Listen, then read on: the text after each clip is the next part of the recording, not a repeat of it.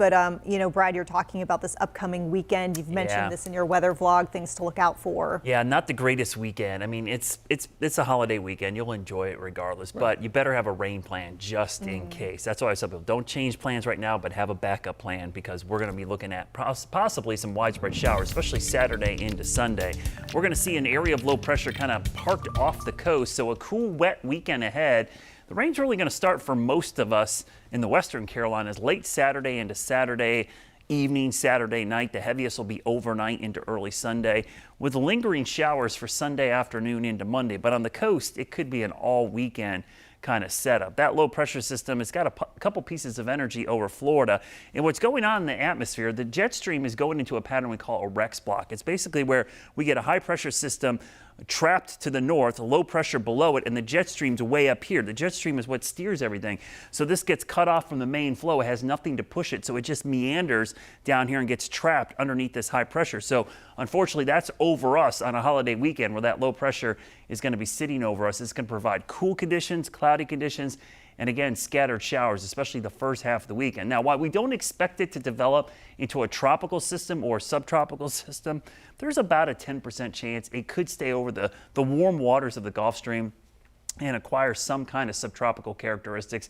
Looks like more like a nor'easter. That's the way you got to think about how this is going to develop. So the first little piece of energy stays offshore, passes away from us, continues to provide northeast winds tomorrow and Friday, so it stays cool. That piece of energy falls apart. A new area of low pressure forms near Charleston.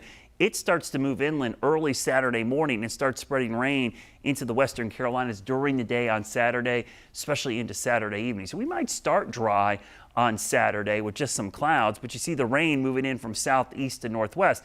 Now, depending on the track of the low, there's still some uncertainty on where it'll go exactly. Some areas could see a bunch of rain, and some areas to the north, if they're on the edge, could see very little rain. So there's still some uncertainty, and that's why I wouldn't say change your plans completely. Just have a backup plan right now as we get closer to Saturday and Sunday.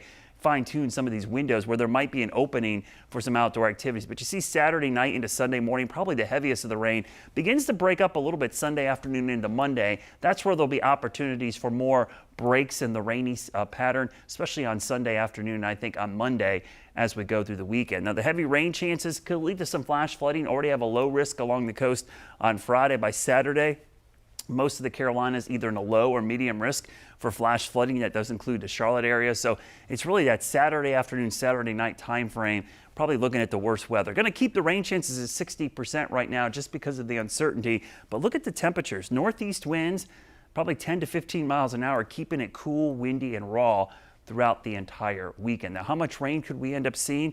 Depending on the track of the low, some of these heavier rain bands moving in here could provide maybe 1 to 2 inches of rain, especially to areas just south of the state line. So this could be a real soaker over a 3-day period. Tomorrow, another picture-perfect day. Northeast winds around 10 miles per hour.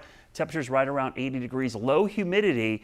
But as we go into the holiday weekend and your Guy Roofing 7-day forecast, I mean, mid to upper 60s in late May is pretty cool, especially with clouds and showers. And then wouldn't you know it, as soon as the holiday is over on our 10-day forecast, temperatures start to warm back up, the sun returns, and it's back in the mid to upper 80s, which probably is something we more would expect on Memorial Day weekend. Yeah, what do you know about that? Brad, thank you.